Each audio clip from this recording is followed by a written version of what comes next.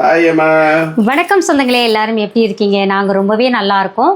நீங்கள் ரொம்ப நாளாக நம்மக்கிட்ட ரெசிபி போட சொல்லி கேட்டுகிட்டே இருந்தீங்க. என்ன ரெசிபின்னு பார்த்தீங்கன்னா, தக்காளி பூண்டு மிளகாத்தூள் இதெல்லாம் வச்சு பண்ணக்கூடிய ஒரு தக்காளி பூண்டு மிளகாய் தொக்கு தான் பண்ண போகிறோம்.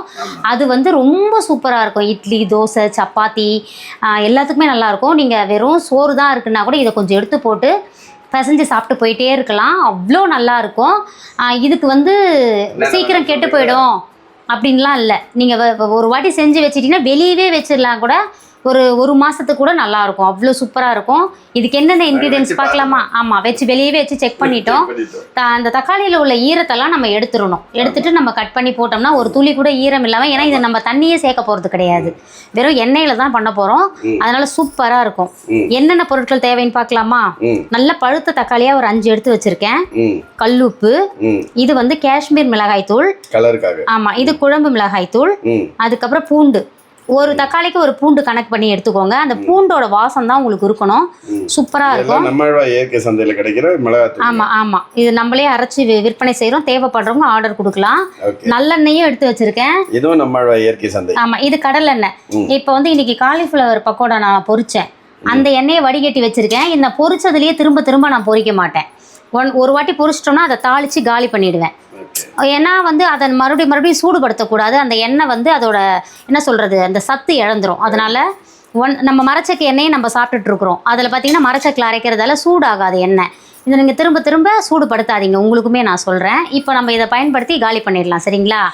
இப்போ இந்த பூண்டை வந்து நான் உரிச்சு தந்துடுறதுக்குள்ளே அப்பா இதெல்லாம் கட் பண்ணி கொடுத்துருவாரு. வாங்க எப்படி பண்ணுறதுன்னு பார்க்கலாம். பாருங்க, அம்மா பூண்டு உரிச்சிட்டாங்க. பூண்டுனா சுத்தமா தோல் எடுக்க கூடாது. அந்த வாழையும் தலையும் மட்டும் எடுத்துட்டு கட் பண்ணா போதும். எக்ஸ்ட்ரா இருக்கிறதெல்லாம் நான் என்னோட வேலையை எப்படி அழகாக முடிச்சிட்டேன் பார்த்தீங்களா? ஆமா. இப்போ வந்து இது அளவு பார்த்தீங்கன்னா ஒரு தக்காளிக்கு ஒரு பூண்டு, அதுதான் கணக்கு. மிளகா பொடி நம்ம காரத்துக்கு ஏற்ற மாதிரி போட்டுக்கலாம். ஒரு சிலர் நல்லா காரம் சாப்பிடுவாங்க. ஆமா, ஒரு சிலர் காரம் கம்மியா சாப்பிடுவீங்க. அதுக்கேற்ற மாதிரி நீங்க மிளகா பொடி போட்டுக்கோங்க. இதுல வந்து எண்ணெய் வந்து மிதக்க இருக்கணும். இதுல விஷயமே அதுதான். அந்த எண்ணெய் மிதக்க இருந்தால் தான் வந்து அது சூப்பராக இருக்கும், கெட்டு போகாமல் இருக்கும். அன்னைக்கு அப்பா ஒரு 10 தோசைக்கு சாப்பிட்டாரு. கரெக்டாங்க, கண்ணு வச்சிடக்கூடாது சொல்கிறேன். அவருக்கு அவ்வளோ பிடிச்சிருந்தது. ஹேமா நீ சுடு, நான் ரெடி அப்படின்றாரு. அன்னைக்கு ஃபுல்லாக பண்ணி வச்சது அதுதான். ஆமாம், நல்லா இருந்துச்சுன்னாரு. எனக்கே சந்தோஷமாக இருந்துச்சு. பரவாயில்லடா, எங்கள் ஊர் தோக்குங்க இது. எங்கள் வந்தவாசி திருவண்ணாமலை மாவட்டம் வந்தவாசியோட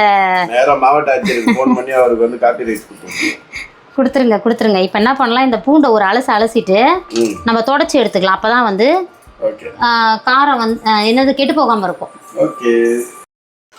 இப்போ வந்து இதை நம்ம அலசி எடுத்துக்கலாம், சரியா?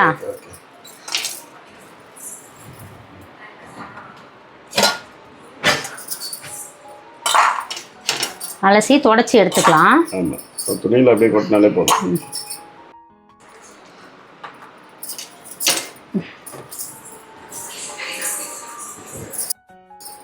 அலசிட்டு ஒரு டிஷ்யூவில் வச்சு அப்படியே நம்ம தொடச்சிட்டாலே போதும். ஓகே. இந்த பூண்டு தோலோடு போடும்போது தான் அது வாசம். ஓகே. அதனால சுத்தமாக நம்ம உரிக்க வேணாம், சரியா?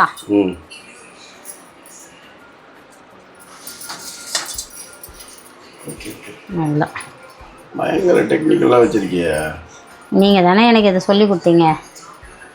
அடக்கமாக பேசுகிறீங்களா? ஆமாம்.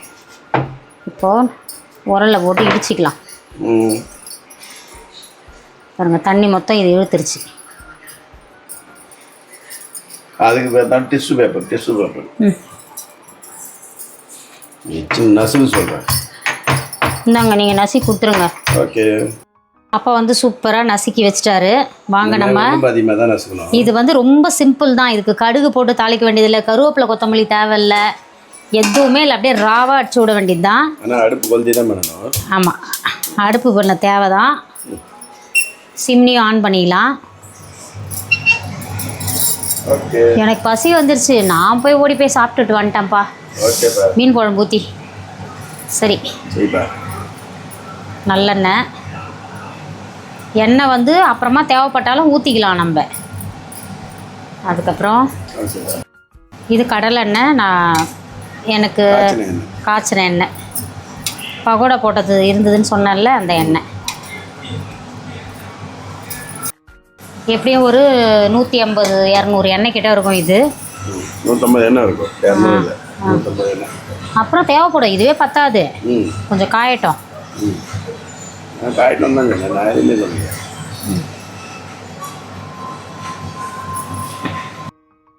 இப்போது எண்ணெய் திட்டமாக காஞ்சா போதும். ஏன்னா அந்த பச்சை ஸ்மெல்லு போயிடும் ரொம்ப நம்ம இது பண்ணிட்டோம்னா. சரிங்களா?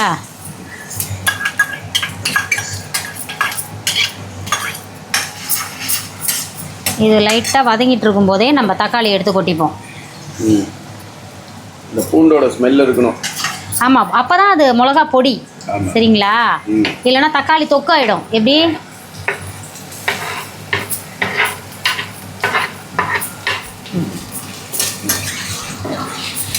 இதை போட்டதுமே அடுத்தது நம்ம இந்த உப்பை சேர்த்துக்கலாம்.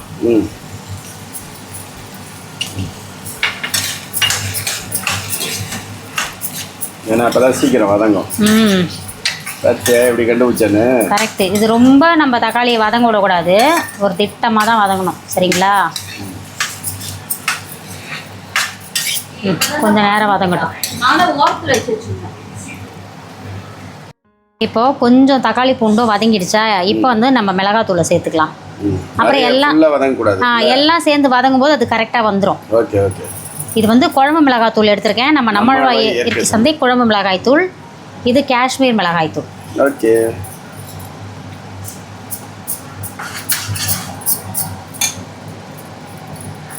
இது கரண்டிக்கு எல்லாம் வராது, அதான் கையிலே எடுத்துக்கிறேன். Okay okay.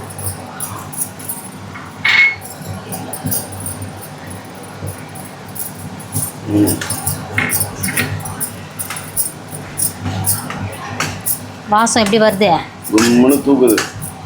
தூக்குதா பூண்டு வாசம்? இது வந்து நான் கொஞ்சம் நிறைய செஞ்சுக்கிட்டேன். இப்போ நீங்கள் ஒரு தக்காளி ஒரு பூண்டு கூட போட்டு அதுக்கேற்ற மிளகாத்தூள் போட்டு நீங்கள் பண்ணிக்கலாம்.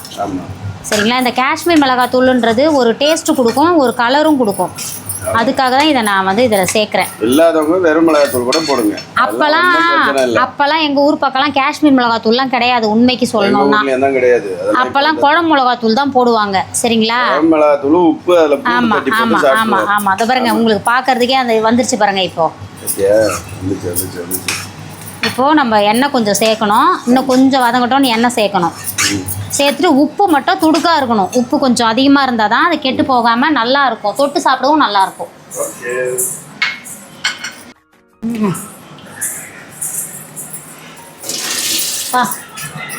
உப்பு மட்டும் கொஞ்சம் தேவை.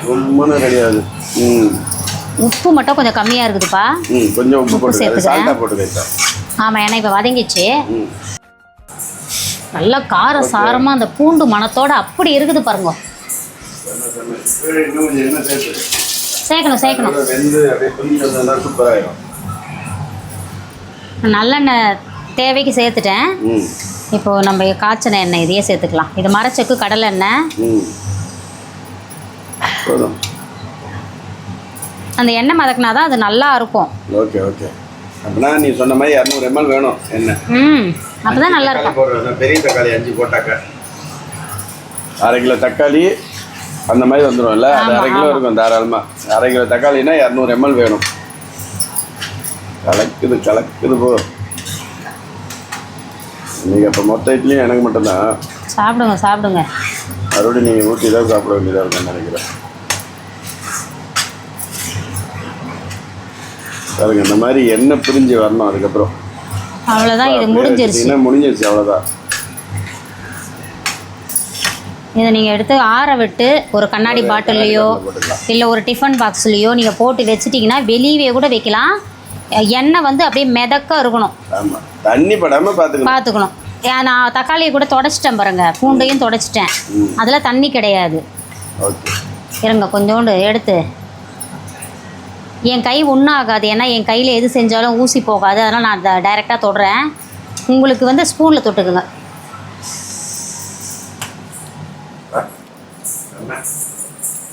காரம் போதுமாப்பா? அதான் நாங்கள் வந்து எங்களுக்கு தேவையான காரம் போட்டுக்கிட்டோம். இது ஒரு ரெண்டும் சேர்த்து ஒரு 100 கிராம் கூட இருக்காது, ஒரு 75 கிராம் இருக்கும் இல்லைப்பா? அவ்வளோதான் இருக்கும். இங்கே பாருங்கள் எப்படி வருது பாருங்கள். வேற லெவல். இட்லி வைக்கிறியா? ஓகே. நம்மளோட சூப்பரான ஒரு காரசாரமான இட்லி தோசைக்கு நல்ல பூண்டு மிளகாய் தக்காளி தொக்கு அப்படியே ரெடி ஆகிடுச்சு பாருங்கள். ரொம்ப சிம்பிள், ஈஸியாக பண்ணி முடிச்சிடலாம் ஒரு 10 நிமிஷத்தில். அவ்வளோதான். நம்ம இப்போ எண்ணெய் மிதக்கிடுச்சு, மேலே ஆஃப் பண்ணி விட்டுறலாம்.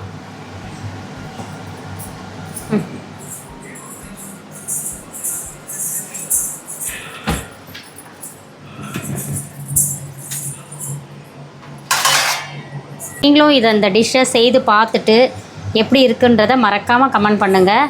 இதை நீங்கள் ஒன்ஸ் ரெடி பண்ணி வச்சிட்டிங்கன்னா 1 மாதம் கூட நல்லாயிருக்கும். மேலே எண்ணெய் மிதக்கணும், அவ்வளோதான். சரிங்களா? கெட்டு போகாமல் இருக்கும். ஒரு பழையது இருந்தால் கூட நீங்கள் வச்சு தொட்டு சாப்பிட்டுக்கலாம். இல்லை வெறும் சாம்பார் தான் இருக்குது, ஒரு தொட்டுக்க வேணும்னா கூட இதை வச்சு தொட்டு சாப்பிட்டுக்கலாம். என்னப்பா? சின்ன சேனலுக்கு எதாக இருந்தாலும் அது கொஞ்சம் ஆதரவு கொடுங்க. உங்கள் பொண்ணான கையை கொண்டு அந்த பெல்லில் தட்டிடுங்க.